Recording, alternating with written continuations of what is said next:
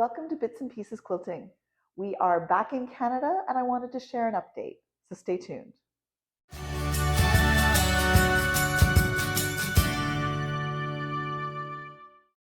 Hi, I'm Michelle, and as you can see from my background, it's a little different here. Jason and I have arrived back in Canada, and I want to talk a little bit today about the amazing quilting friends in my life. I met a friend for lunch about a week and a half ago, explained that my shipment was about halfway to Canada in the middle of the Pacific. Got a little screen capture here just to show you exactly where it is the last time we checked. That's all the fabric, that's the sewing machine, that's everything. And my wonderful friend Sue said, "Well, I have extras if you want to borrow." And I thought, oh my gosh. So I promptly went over to Sue's house and I borrowed her machine and a rotary cutter and a cutting board and fabric, and I am all set up and I'm so excited.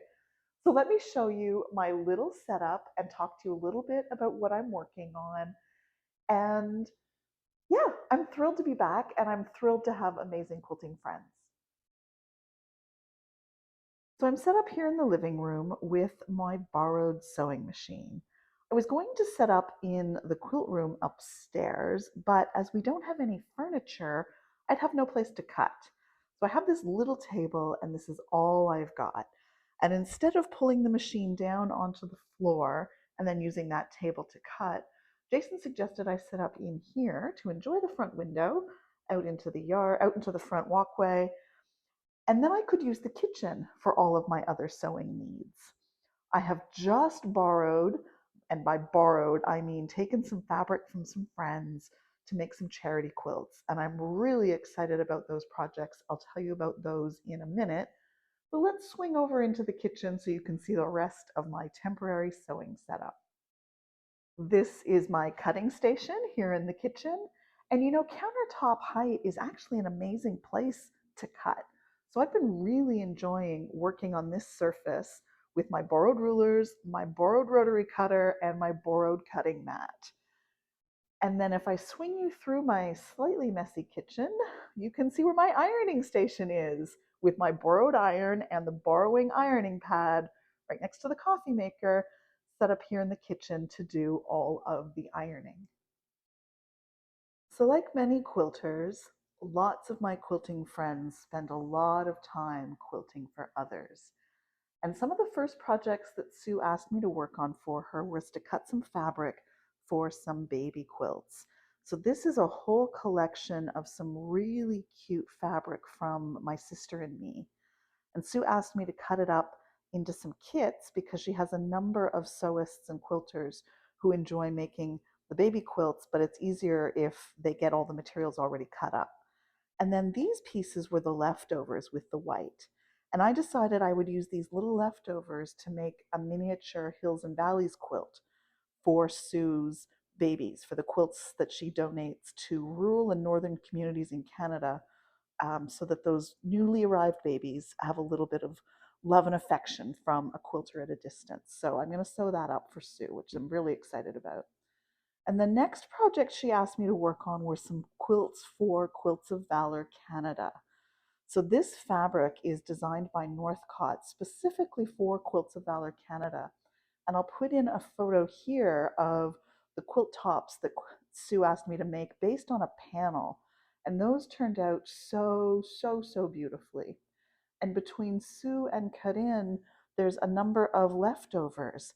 And then these get made into other blocks for other Quilts of Valor projects. So I have a number of scraps in these two buckets from both Karine and Sue.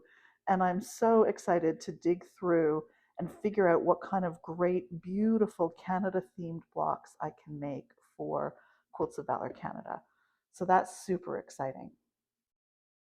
I've also been asked to work on some more baby quilts for the northern and remote communities in Canada. And Sue has given me this entire bucket of her fat quarters, as well as some scraps of neutrals and low volumes and whites here. And I have some ideas bubbling. And I think I'm going to make a video showing you how to make this quilt here, this is, I need to come up with a good name for it, maybe a reverse Irish chain. But I think it's going to look so good in these bright rainbow colors with a white or light in between for that Irish chain. So look for that video in the coming weeks because I'm excited to cut this up and make those for Sue. And then finally, Karin had also dropped off a number of these really cute fat quarter bundles that have a real kid theme to them. So there is an opportunity for some creativity here to use up these. There's 4 of them in total, and they're super adorable. So I don't have a brilliant plan right this second, but another set of fabric from some really generous quilters that I am looking forward to working with while I wait for my shipment. Thanks very much to Sue. Thanks very much to Karin. And thank you to you as my viewers. I hope you enjoyed this, and I will be back soon with some new tutorials. Thanks again for watching, and don't forget to make the most of your fabric bits and pieces.